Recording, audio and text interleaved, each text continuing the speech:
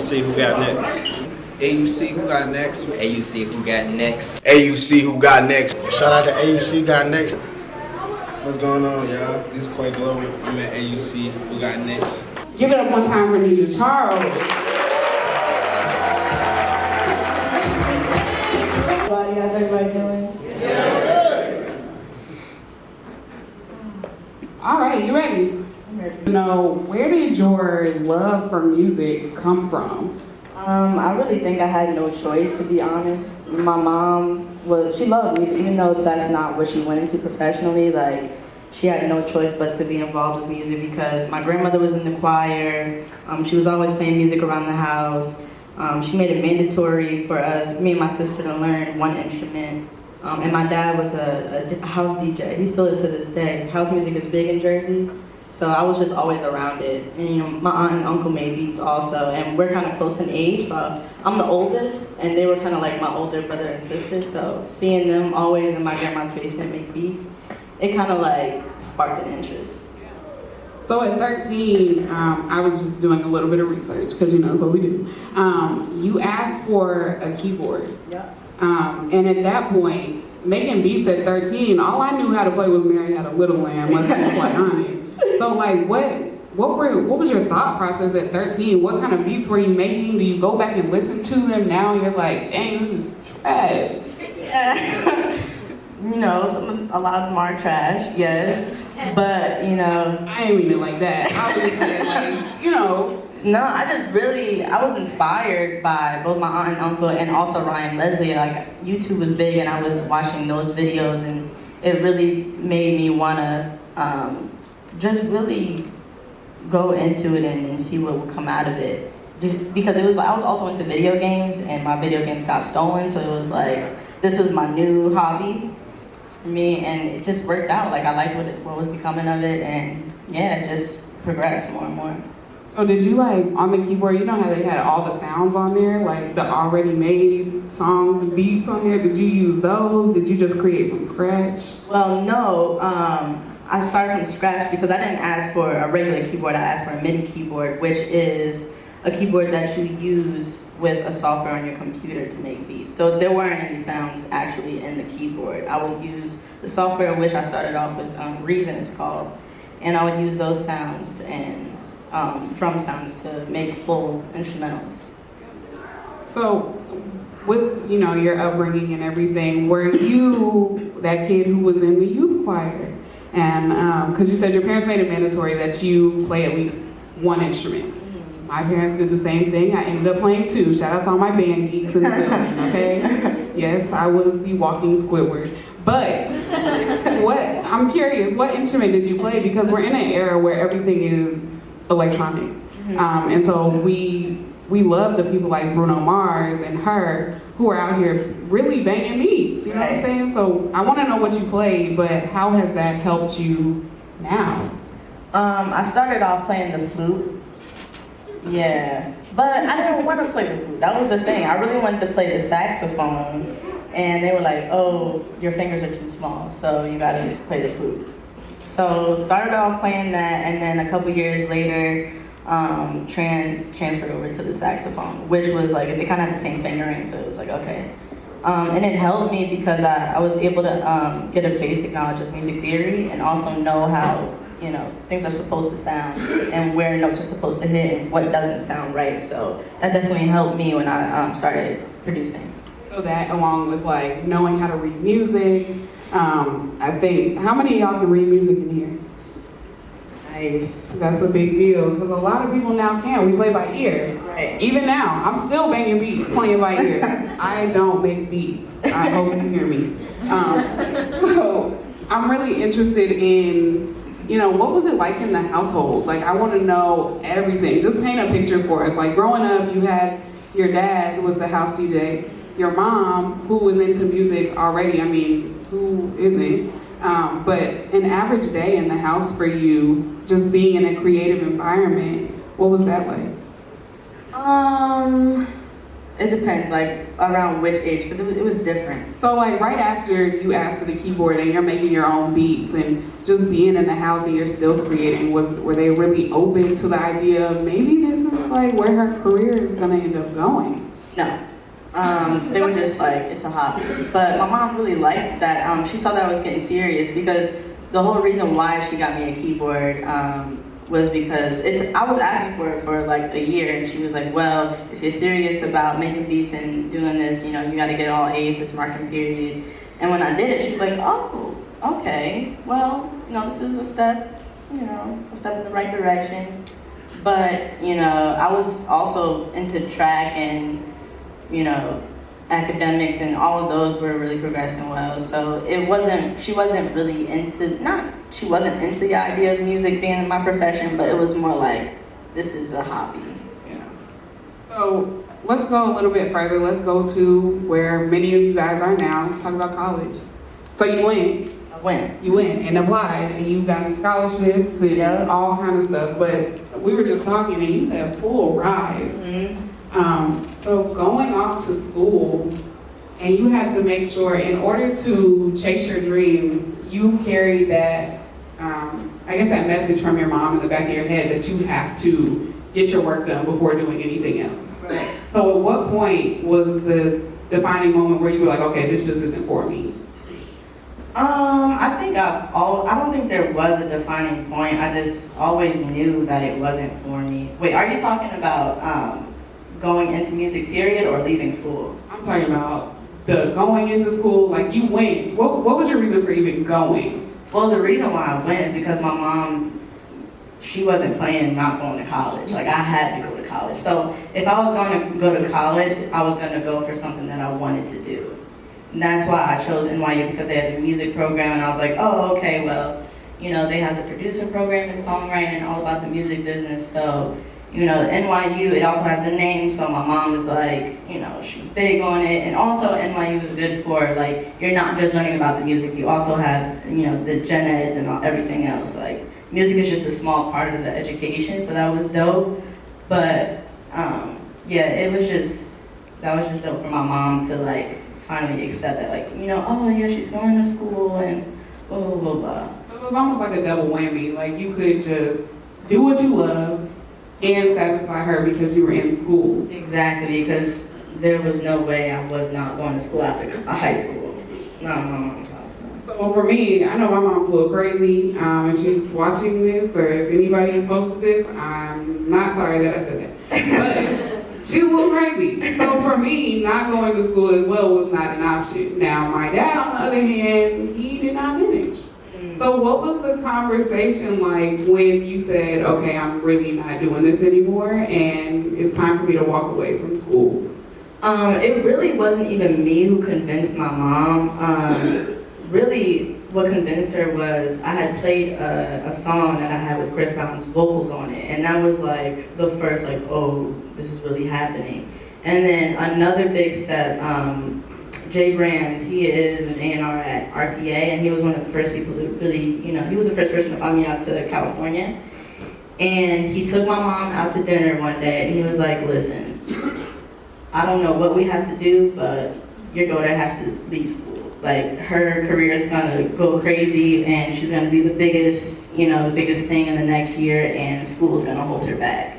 And my mom, we were sitting in this Mexican restaurant in the city, and she was just really taking it in, and he was just trying to explain to her about how he saw things and just lining stuff up for her. And she, after we had the dinner, she sat in the car with me, and she was like, okay, I get it now.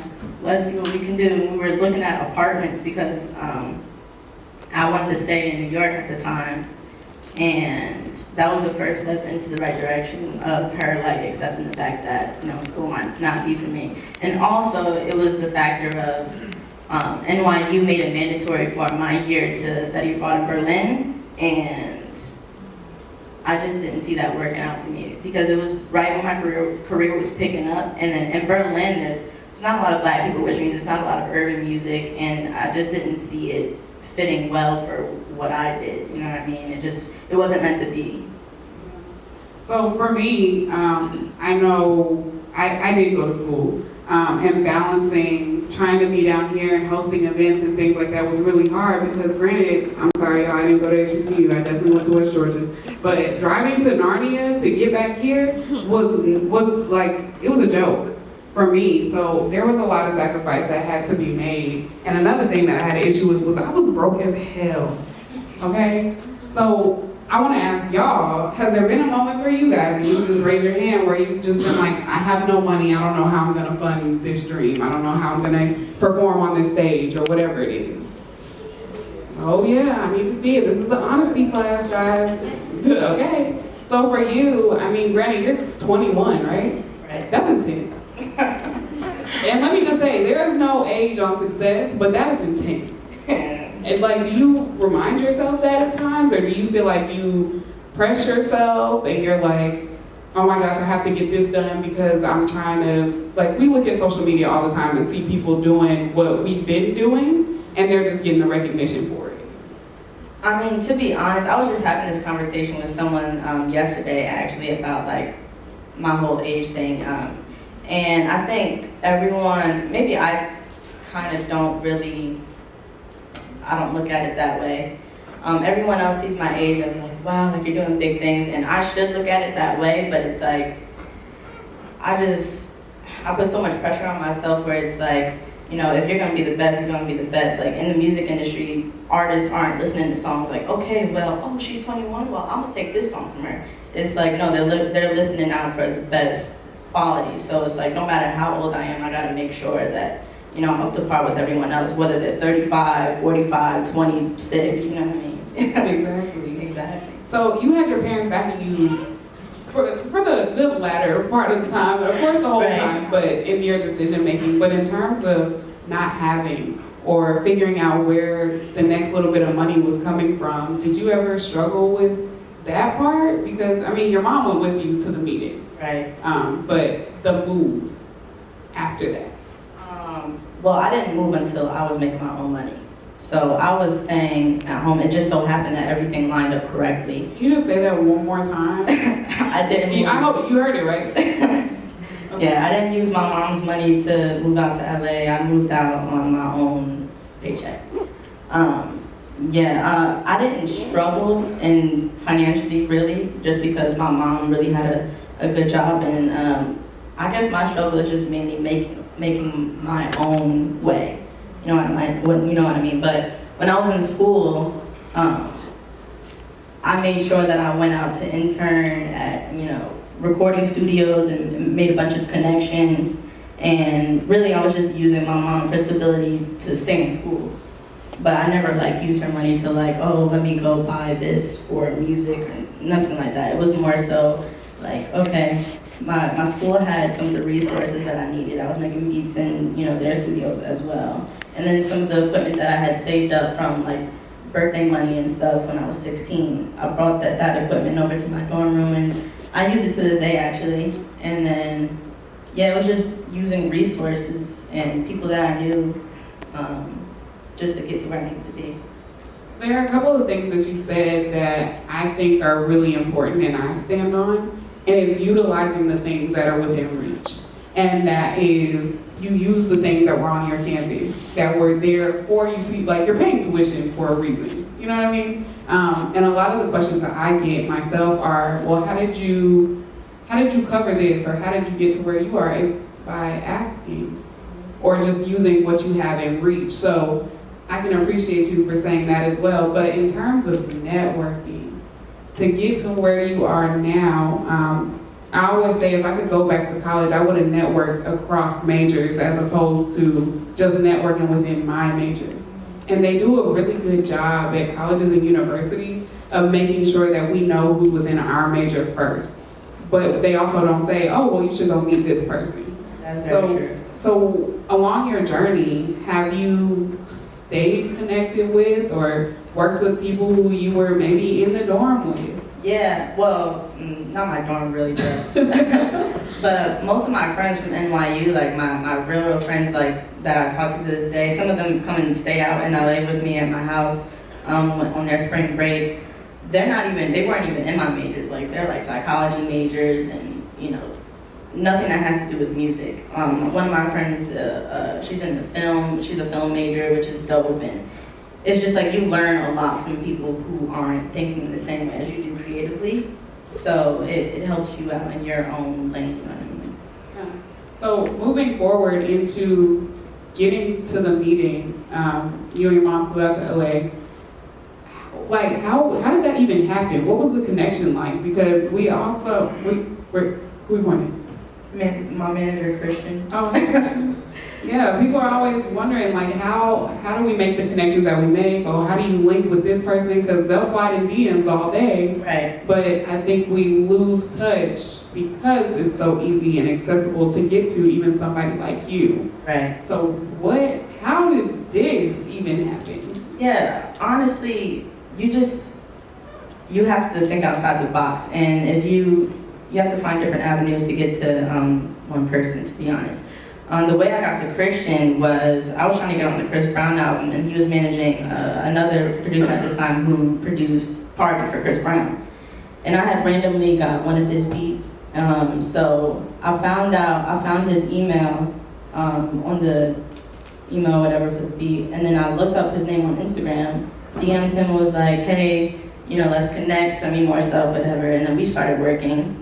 And that's how I networked with everyone. Well, that's how I got in contact with Christian in particular, but that's really how I networked. Like, if I was in contact with one producer, usually producers collab with a bunch of other producers on the beats. So when they sent the pack, there were various producers within the pack. So whenever I did a demo, I would look for those producers on Instagram, send it to them and DM them on Instagram, like, yo, I did a demo to your stuff, let's connect. And of course, if you're a producer and you hear someone did something to your beat, you want to hear it because it's like, how'd you get this?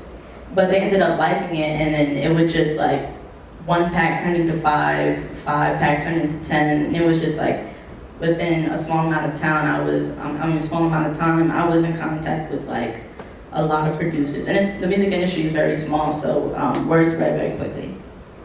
So it's safe to say that because you went to even NYU and you made the connections that you made, that for that short amount of time, it has been a real true benefit to your career, your life, the way you think, and things like that. So let's go a little bit further. Social media. How many of y'all struggle with getting your following up?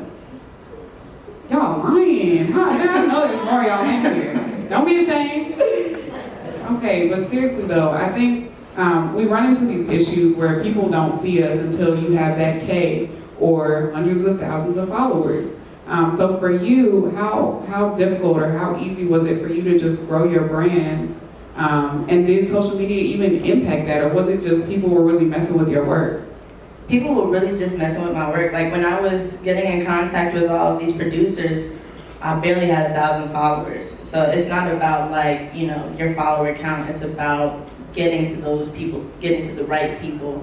And then just through time, like my follower count just grew because of like everyone starting to catch on, and then the more cuts I started getting, like the more artists were starting to post me, and the more like, outlets wanted to talk about me, and that's how the followers came. But it really just started out on a small amount.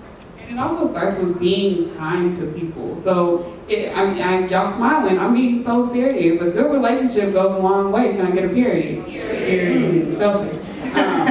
Seriously though, like you just never know. Just saying hi to somebody that you don't know, which is why I'm pausing for a moment to say, I need you to look to your left and your right. And if you were here the other night, then you know that I did this.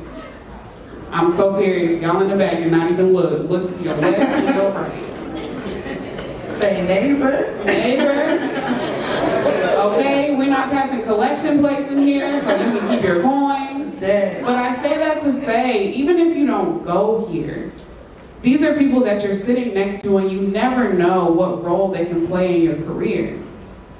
That doesn't necessarily mean y'all gotta stop what you're doing and ignore the people that you're sitting next to just to get to Nija. Because at the end of the day, reaching like this, your arm's gonna go to sleep at some point. But when you extend to your left and your right, it's almost like you're embracing somebody. Bars, dropping bombs. So I just want you to think about that as we continue this conversation. And I really, like, you can do like you do in church. You can say, praise him, won't he do it, period. All of that, because we're in class, y'all. Like, loosen up, it's good. So again, back to social media, for me, it was hard for me to grow my following because I feel like here in Atlanta particularly, the music, the entertainment industry is becoming very trendy. Hey, facts, period, we're here. So it is, it's big oversaturated. And so it starts to feel like we're getting overlooked. When maybe it's not being overlooked, is that maybe we've just been comparing ourselves to somebody that has nothing to do with us. They're in a different space. So for you, when you were making your beats, how many times were you told no, and you were just like, dang, I feel like I'm not good enough, or, I don't think I'm ever gonna make the right beat? Well, I never really had that mentality of like, I'm not good enough. It's just like if one person didn't like it, it was like, okay, cool, well someone else is gonna like it. Like, I know I'm doing this for a reason. It's not like, God didn't just put me here for nothing. Like, it's gonna get me somewhere somehow. But if it's just not this person, okay, well, just keep trying. And it also helps, like the people that, your friends, your manager, you have solid people around you. Right. So was there ever a point in time where you had to like self-check your group and you're like, okay, maybe this is a little too toxic for me. Or maybe I got the right people around me and I'm doing just fine. No, not really. I usually always have the right people around me so far, just because of like, I don't play people too close anyway. So if you do get close, it's because I really, mess with you. All right, that's a bar. I need you to write that down. Check your circle, okay? Seriously. So moving forward just a little bit, you've written for some dope people. Yep. And it started out just producing. Right. So when did you, because I be rhyming blue and true a whole lot, and that's not making nothing shake for me. So at what point did you realize, man, I have a real true gift? Because not everybody can write. And honestly, music today, it does not matter what the song says. That's very true. So give us your thought process and when you knew, like, oh, I can write. I didn't really start thinking, oh, I can write until like it was like a bunch of people asking for my services, and it's like, oh, okay. Because really how it started out was like I kind of like fell into songwriting. I was doing it to get my beats heard. So songwriting to me was kind of easy because it's like, oh, okay, let me just sing something I want to hear on top of the beats, and boom, there it is. It wasn't rocket science to me. But once I was talking to other people and they're like, oh, yeah, songwriting is hard, then it was like, oh, okay, maybe I do have something. Because it didn't come hard to me. It was just natural. Were you ever caught up in a situation where you would like listen to your friends go through things and you're like, can I write that? Or did you have to like get a stamp of approval from them to just, maybe you didn't go through it. Maybe it's just something you heard. Wait, ask that one more time. So like, like you're writing a piece. And let's say the song is about a situation that maybe one of your friends went through. Did you have to get their stamp of approval before you wrote it? It's almost like writing a book and your friend reads it and they find themselves in it. Like, no, you can ask Christian. Like, he'll tell me something. I'll be like, we'll just be having a regular conversation. I'll be like, yeah, oh wow. And then I'll just go in the booth and then just sing the song. And then I don't care what he thinks, the song's made. That's so dope. So honestly, I think I'm in a whole season this year of becoming, and I pick a word every year that best describes what I want for myself in that year. So for you, what would you say this year is? Because you've done a lot that we've heard over the end of last year, the last year, but specifically for 2019. What is the word for Nija? Oh, I don't know, that's a hard one. There's a bunch of things I want, but I don't know if I can sum it up in one word. You can pick a few. I want number ones.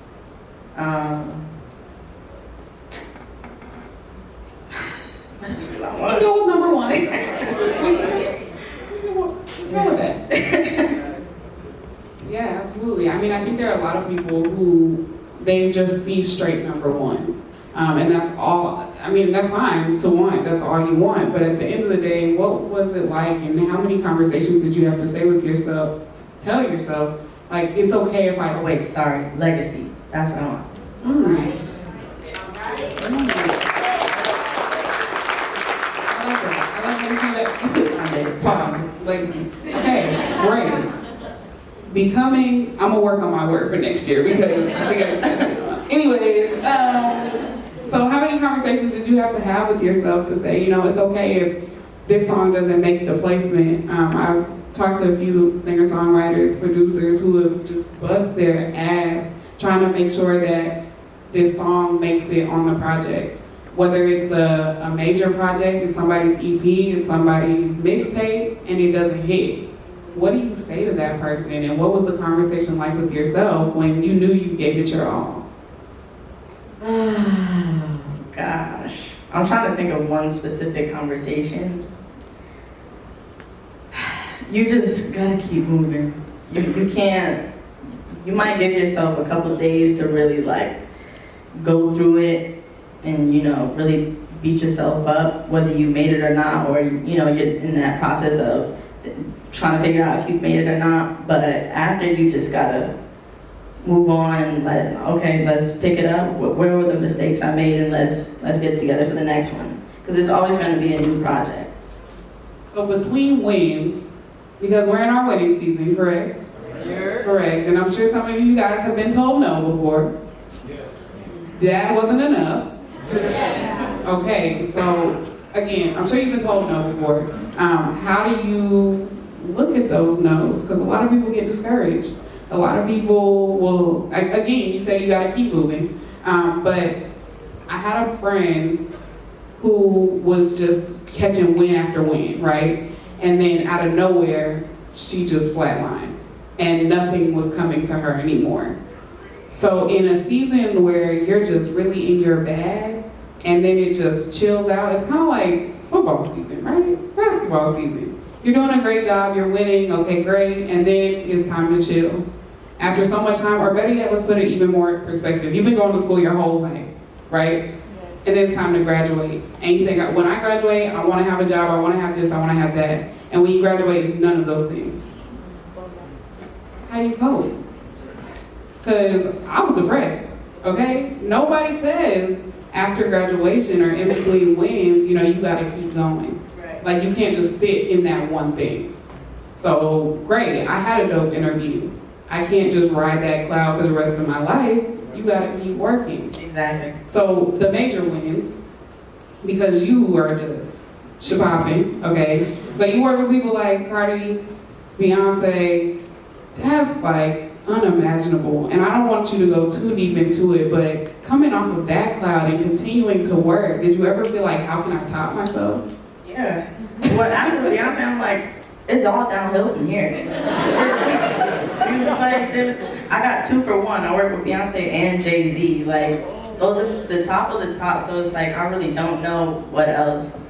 But then, after that, I just realized, especially when I was working with Meek, that it's just like, it's not about topping that, it's just about making good music and making quality stuff. Because then when you make quality and something that you're proud of, it brings happiness, you know, so that's all that matters.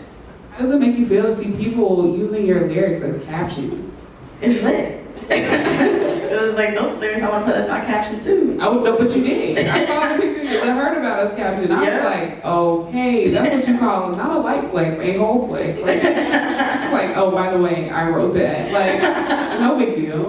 That's amazing. So I know you write for everybody else and for yourself, I'm sure. Mm-hmm. So what does that look like in the future? Are you going to be soloing anytime soon? Yeah, coming soon about that time. Do you ever struggle with giving away a piece that you just knew you wanted for yourself, but for the sake of time, and you know, you just knew it was a banger, and somebody else could probably kill it even though you knew it was yours?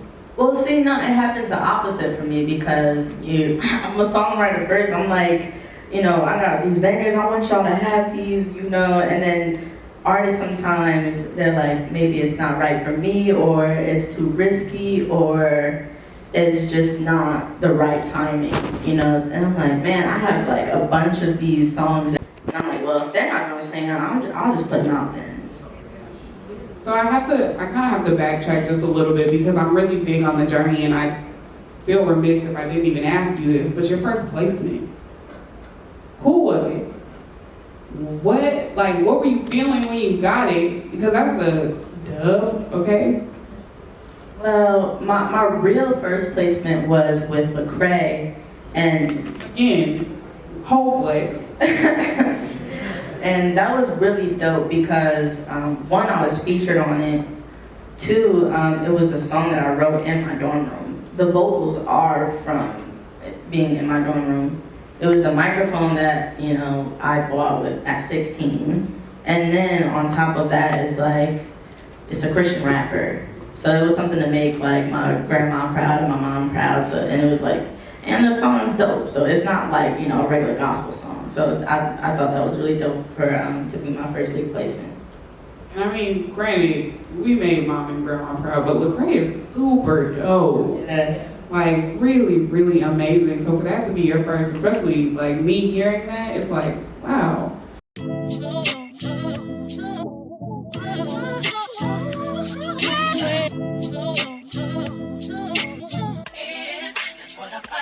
Tell me how you want it.